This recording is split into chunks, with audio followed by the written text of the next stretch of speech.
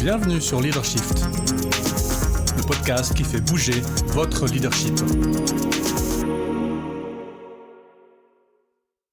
Bonjour, c'est Vincent. Bienvenue dans un nouvel épisode de Leadershift. Cette semaine, changer la culture de son organisation. Organisation pris au sens large du terme. Alors évidemment, en général, c'est plutôt les membres de direction, directrice, directeur des ressources humaines, mais ça s'applique aussi à une chef de département, à une chef d'équipe. Pourquoi est-ce qu'on parle de ça ? Vous savez que, chez Coapta, mais Leadershift en particulier, dans ce podcast, on parle beaucoup de tout ce qui est collectif, organisationnel, et donc de comment les gens s'organisent entre eux finalement, pour que les choses se fassent. Et la culture organisationnelle, culture d'entreprise, est une partie importante de ce phénomène-là. Je vais commencer l'épisode avec une citation d'un des grands papes du management, même des années 50-60, Peter Drucker, donc comme Michel Drucker, mais en anglais, qui dit, citation très connue, « Culture eats strategy for breakfast ». La culture bouffe la stratégie pour le petit déjeuner, pour dire que si on veut faire évoluer une entreprise, parlons d'abord culture avant de parler stratégie. C'est une citation importante parce qu'à l'époque, mais encore maintenant, on a tendance à considérer que ce sont les machines et la stratégie qui font le succès des entreprises, alors qu'en fait, ça fait un moment qu'on sait que ce sont les gens qui composent l'entreprise. Ça ne veut pas dire qu'il ne faut pas faire de stratégie, mais que s'occuper de sa culture d'entreprise, sa culture d'organisation est important. Petit rappel de définition, qu'est-ce que la culture d'une organisation ? En gros, c'est tout ce qui fait fonctionner l'entreprise, l'organisation, mais qui ne se voit pas. Donc les schémas, les habitudes, etc.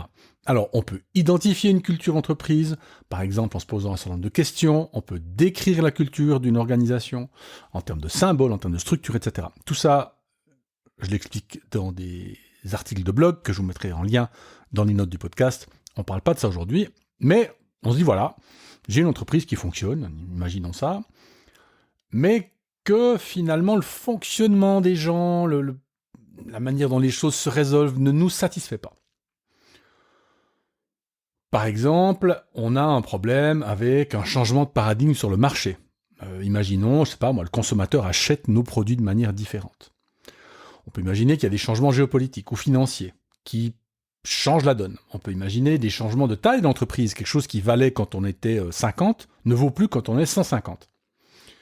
On peut imaginer que certaines habitudes qu'on a prises quand on était, par exemple, une petite entreprise ou dans un marché X donnent des coûts de plus en plus importants dans un marché Y. On peut imaginer une entreprise qui fait du medtech et qui demain décide de faire de l'automobile.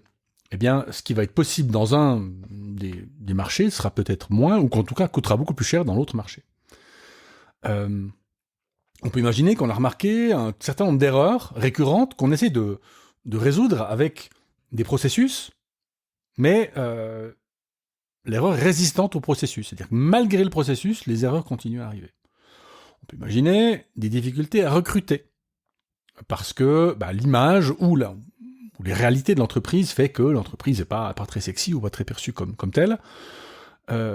Ou alors, par exemple, des difficultés passées sous silence, des problèmes de harcèlement, des problèmes de comportement, dont on ne va pas traiter parce que finalement ça concerne le meilleur vendeur de l'entreprise, donc ce qui compte c'est le résultat. Donc, voilà. Mais imaginons que quelque chose là-dedans ne nous plaise pas et on dit il faut absolument que je change la culture de mon entreprise. Alors comment je fais ? La première chose à savoir en fait, c'est que la culture de l'entreprise, c'est ce qu'on appelle un phénomène émergent. Ça veut dire que c'est quelque chose qui se produit. C'est pas un levier. J'ai pas dans ma sacoche, dans mon sac à dos d'outils de gestion d'entreprise, j'ai pas un outil ou un levier culture d'entreprise. Ça n'existe pas, ça. Alors du coup, on doit agir indirectement sur certains leviers pour faire changer la culture d'entreprise. C'est pour ça qu'on le verra tout à la fin, c'est long et pénible. Alors, comment est-ce qu'on fait ? Alors, je me base sur un article, je cite les sources dans les notes du podcast, et vous avez aussi les 3 articles de blog sur lesquels je me suis basé. 4 principes, 4 pistes pour commencer à agir sur la culture de l'organisation. 1, en parler des valeurs. 2, en parler du système global, du fonctionnement de l'entreprise dans son globalité. 3, en parler des gens qui composent l'entreprise ou l'organisation. Et 4, en parler de leadership, bah, évidemment. On va commencer par le début, c'est toujours mieux. Abandonner les valeurs et adopter des comportements. En fait, aujourd'hui, il y a beaucoup d'entreprises qui passent beaucoup de temps, et pas mal d'argent, à définir des valeurs d'entreprise. Vous les voyez, il y en a en général entre 3 et 5, c'est souvent des mots, des substantifs. Confiance, coopération, innovation, enfin, etc. etc. Bon. Le problème, c'est que la valeur, c'est une idée, c'est un concept, une valeur morale. Bon. Mais ça, moi, si je suis opérateur de production, bah, je ne sais pas ce que ça veut dire. Valeur de confiance, mais c'est moi qui dois faire confiance, c'est les autres. Alors, souvent, on va mettre des petites phrases dessous, ou des phrases d'accompagnement. Alors, ceux qui ne le font pas bien, ils mettent un paragraphe. Alors, du coup, il faut commencer à prendre des paragraphes. Enfin, c'est compliqué, quoi. Donc, la première recommandation pour faire changer la culture d'entreprise, c'est de codifier explicitement les comportements.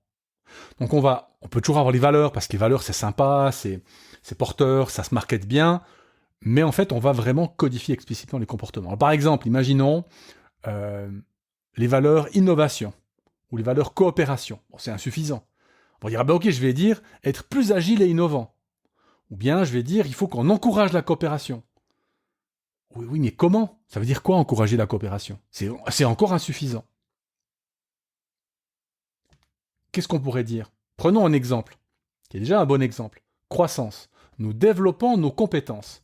C'est déjà pas mal, parce que, vous voyez, croissance, bon, c'est un mot, très bien, on veut de la croissance des gens, mais nous développons nos compétences, on a déjà 2 choses importantes. Il y a une action, il y a un verbe d'action, développer, et puis on sait qu'on doit développer certaines compétences.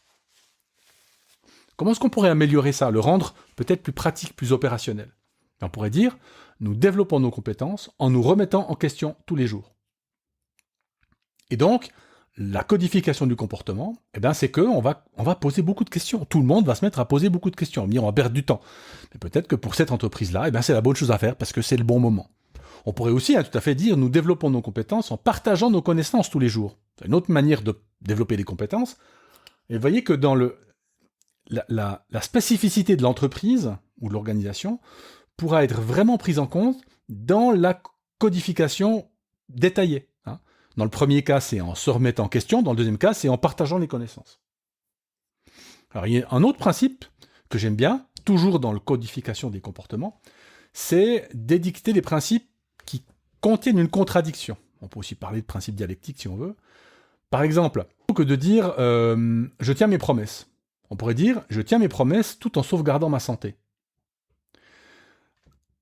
Pourquoi je trouve ça plus intéressant ? Parce que si je dis « je tiens mes promesses », ok, ça c'est l'impératif catégorique, comme dirait Kant, c'est je dois tenir mes promesses, c'est mon devoir.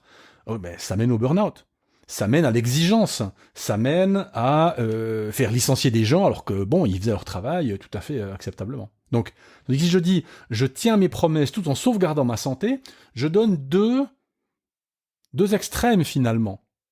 À chacun et à chacune. D'un côté, je dois tenir mes promesses, de l'autre côté, je peux quand même pas faire n'importe quoi. Je peux pas faire 250 heures supplémentaires en une semaine. Donc, ça aide à réfléchir. Et d'ailleurs, l'article donne 4 conditions de succès dans cet effort pour codifier les comportements. La règle, ou disons le principe, doit être facile à énoncer et à mémoriser. Nous développons nos compétences en nous remettant en question tous les jours. C'est pas hyper compliqué, c'est un peu long, mais c'est pas compliqué. Deuxième chose, le principe doit soulever une interrogation. En fait, mais pourquoi je dois le faire ? Mais en tout cas, une remise en question. Donc ça, l'approche dialectique le fait très bien. Je tiens mes promesses tout en sauvegardant ma santé. Ah tiens, ça me pose question, il faut que j'y réfléchisse. 3, il doit y avoir une forme d'explication de ce qu'on veut obtenir finalement, de quel est le changement culturel. Alors quand on dit nous développons nos compétences tout en remettant en question tous les jours, l'objectif c'est de développer des compétences. Et puis quatrième chose, la règle doit porter sur un comportement standard. On ne doit pas dire ce qu'on veut d'exceptionnel, on doit dire ce qu'on veut tous les jours. C'est pour ça que j'ai rajouté le tous les jours dans les 2 phrases que j'ai faites. Donc vous voyez que la première chose à faire, c'est vraiment être plus précis dans ce qu'on veut. Vous me dites oui mais il y a des choses qu'on va rater. Oui, mais c'est un risque à prendre et c'est surtout choisir, c'est renoncer et on va vraiment essayer de choisir ce qui est le plus important maintenant. Quitte à l'année prochaine, on garde la valeur, on garde le principe, nous développons nos compétences et on change la phrase qui vient derrière. Et peut-être qu'on fait ça, on peut mettre ça à jour, je sais pas, une fois par année, une fois tous les 2 ans. Donc, abandonner les valeurs, ou en tout cas les complémenter, les complémenter par des comportements plus précis. Deuxième chose, on a dit qu'il fallait parler du système. Alors, il n'y a rien de pire que des valeurs qu'on communique bien, qui sont écrites sur les murs, on a des flyers, on a des posters, etc., ce que j'ai déjà vu, mais rien dans la vie de l'entreprise ne match, pour parler en bon français, ne correspond à ça. Donc en fait, cette deuxième recommandation, c'est de mettre l'ensemble du système de l'entreprise en cohérence avec les valeurs. Donc, il y a un ensemble de mesures symboliques qui doivent être prises, un ensemble de mesures organisationnelles, et puis toutes les autres auxquelles on peut penser. Alors, dans les mesures symboliques, il y a quoi ? Imaginez que on ait un principe de respect du client, on met le client au centre, etc. Bon, imaginez maintenant que les places de parking du client, elles soient à 200 mètres, parce que d'abord il y a la direction, puis après il y a les cadres, etc. Bon, la mesure symbolique, dans ce cas-là, qui est pratique aussi, vous me direz, c'est de faire une place pour les clients, de parking, à côté de l'entrée. Ça représente vraiment que c'est pas juste des mots sur un flyer. Dans les mesures symboliques, on peut aussi imaginer, je sais pas, la taille des bureaux, une bonne cantine pour les collaborateurs à qui on dit que c'est les choses les plus importantes. Enfin, vraiment montrer par le symbole que ces valeurs, c'est pas juste des valeurs. Mesure organisationnelle, super importante. Comment est-ce qu'on mesure la performance ? Vous voyez, si on dit par exemple, nous développons nos compétences en partageant nos connaissances tous les jours. Super, c'est une belle phrase. Sauf que la plupart des bonus de l'entreprise sont payés à la performance individuelle. Vous imaginez que les gens vont partager leurs connaissances ? Maintenant, il va falloir adapter le système de mesure de la performance, les entretiens annuels, pour que ça corresponde aux principes qu'on va mettre en place. Les incitations, parler un bonus avant. Pareil, qui va être promu ? Celui qui vend parce qu'il partage rien, ou celui qui vend un peu moins parce qu'il partage... est-ce qu'on va promouvoir celui qui vend bien parce qu'il partage rien, ou est-ce qu'on va prendre celui qui vend un peu moins mais qui partage très bien, et qui du coup fait mieux vendre les autres ? Tout ce qui est autonomie aussi, dans les décisions par exemple. Imaginez que je tiens mes promesses tout en sauvegardant ma santé. Et je n'ai aucune prise sur mes objectifs annuels. Dans ce cas-là, c'est pas possible. Il faut pouvoir, en autonomie, que je puisse décider de certains de mes objectifs. Et donc évidemment, dans la mise en cohérence de l'ensemble du système, il faut impliquer les collaborateurs. Alors déjà, si possible, les collaboratrices, si possible dans la définition des valeurs et des principes, mais aussi dans est-ce que ça marche ? Est-ce que vous pensez qu'on est cohérent ? Et ça alors, ça marche très bien, parce que les gens, ils vivent tous les jours dans l'entreprise, alors, nous aussi, mais ils voient des choses concrètes. Et donc là, faire remonter l'information de la part des collaborateurs et des collaboratrices, c'est une très bonne idée. Autre chose qu'on peut faire aussi, pour bien être sûr que le système est cohérent, c'est questionner les nouvelles recrues, c'est ce qu'on appelle leur faire un rapport d'étonnement, après un mois. On leur dit, qu'est-ce que vous voyez ? On leur pose 2, 3, 4, 5 questions, et puis le département RH prend ça et fait ensuite un retour au département, à la direction. Et puis évidemment aussi, ça se fait de plus en plus, un questionnaire ou un entretien pour les personnes en partance. Troisième principe, ou troisième action clé, injecter du sang neuf. Alors, c'est pas toujours partout facile, mais moi j'ai des responsables RH qui me disent avec fierté qu'ils ont un taux de rotation de moins de 1%. C'est bien, mais le changement culturel est hyper compliqué dans un contexte comme celui-là, parce que les gens, ils sont dans une zone de confort en fait. Ça fait 5, 10, 15, 20 ans qu'ils sont là, et ils n'ont pas vraiment de raison de changer. Ça a toujours fonctionné comme ça marche bien. Pourquoi est-ce qu'il faut que je change ? Et donc, injecter un peu de sang neuf, et en particulier recruter des personnes de la culture d'après, et les accompagner, ça peut amener aussi les gens du sérail à se dire tiens, on peut essayer, ça marche aussi finalement. Et ça permet aussi de faire voir autre chose à l'entreprise. Sinon, on est un peu dans un circuit fermé, avec le risque qu'on devienne obsolète, quoi. Alors, je parle d'accompagner les personnes qu'on engage dans la culture d'après, Parce que j'ai eu des exemples de gens qui ont essayé d'engager des gens dans la culture d'après, mais finalement qui n'ont pas le temps de s'en occuper. Et ces gens-là, ils dépérissent très vite, voire ils se font virer, parce qu'en fait, ils ont tellement de décalage par rapport à la culture actuelle que c'est compliqué pour eux. Et enfin, last but not least, le dernier chapitre, c'est le chapitre du leadership, parce que le changement, changer une culture d'entreprise, une culture d'organisation, on va faire appel beaucoup à l'engagement, à la motivation des gens, à les rassurer sur un certain nombre de choses pour qu'ils acceptent de changer, leur communiquer sur pourquoi est-ce que c'est une bonne chose, voire une chose nécessaire. Et donc, il y a 4 actions au leadership à mener dans ce cas-là. Et la première, c'est de communiquer explicitement que ça se passe. Nous sommes en train de changer, ou nous allons changer. C'est très important pour que les gens se rendent compte que ça se passe même si ils sont pas d'accord. Que si on prend l'exemple des raisons qui font qu'on peut être amené à faire ce genre de changement, par exemple le changement géopolitique, la Russie a décidé d'envahir l'Ukraine, voilà, ça pose des problèmes logistiques, on doit s'adapter. C'est pas qu'on peut se dire oui, alors peut-être que non. Donc on doit communiquer sur le fait que c'est déjà comme ça. Et qu'en fait, tout ce qu'on peut décider, c'est comment est-ce qu'on accompagne ça, individuellement et collectivement. Et donc il faut communiquer de manière très explicite, très claire sur on va changer, on est en train de changer. Deuxième chose, il faut prendre les décisions difficiles le plus vite possible. Et démontrer le lien avec les nouvelles normes culturelles. Si on laisse des doutes sur le fait qu'on va se séparer des gens qui ne correspondent pas aux nouvelles normes culturelles, les gens ils comprennent quoi ? C'est marqué sur les murs, mais en fait ça compte pas vraiment.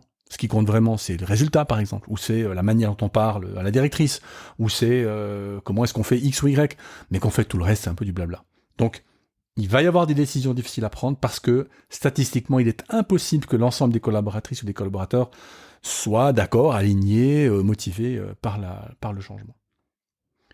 Troisième chose à faire, évidemment, renforcer les comportements qui vont dans le bon sens et dissuader ceux qui vont dans le sens contraire. C'est essayer de, par exemple, promouvoir les gens ou donner des responsabilités aux gens qui montrent un engagement pour le nouveau changement, pour la nouvelle manière de faire. Faire des feedbacks concrets, peut-être même mettre des avertissements aux gens qui sont toujours dans l'ancienne mentalité pour leur faire comprendre que c'est sérieux. C'est pas juste une lubie de consultant ou de directeur ou de directrice.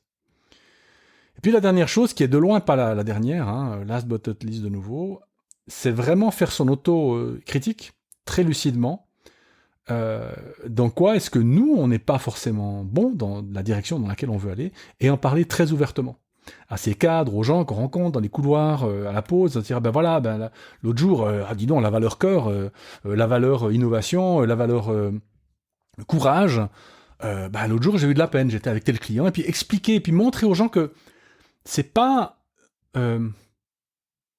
j'ai parlé d'impératif catégorique, c'était un peu... Bon, c'est pas ça, c'est quelque chose qu'on essaye d'atteindre, mais qui va nous poser question. Et puis c'est normal que ça nous pose question. Et puis que si on peut en parler à quelqu'un, typiquement en général à sa responsable hiérarchique par exemple, c'est bien, parce que tout le monde y réfléchit, donc comme on y réfléchit, on avance dans le sujet, on avance dans cette direction-là.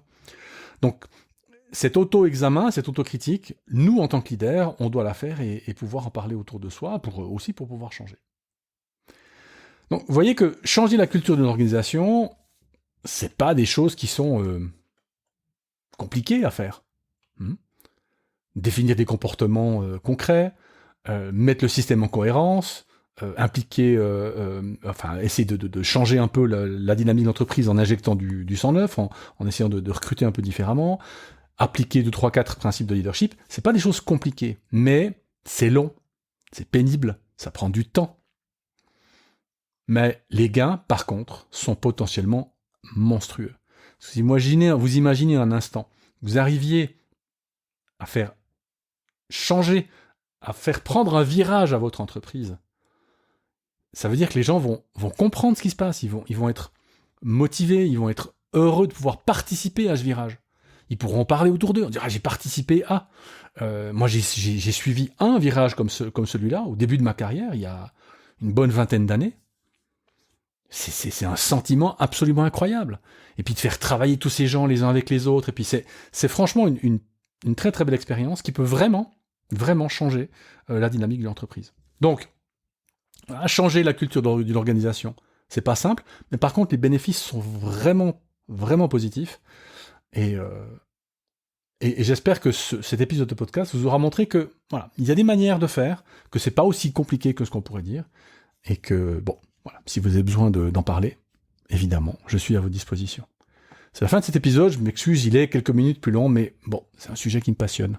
J'espère que j'aurai réussi à vous transmettre ça un petit peu dans cet épisode aujourd'hui. Je vous dis à la semaine prochaine. Ciao!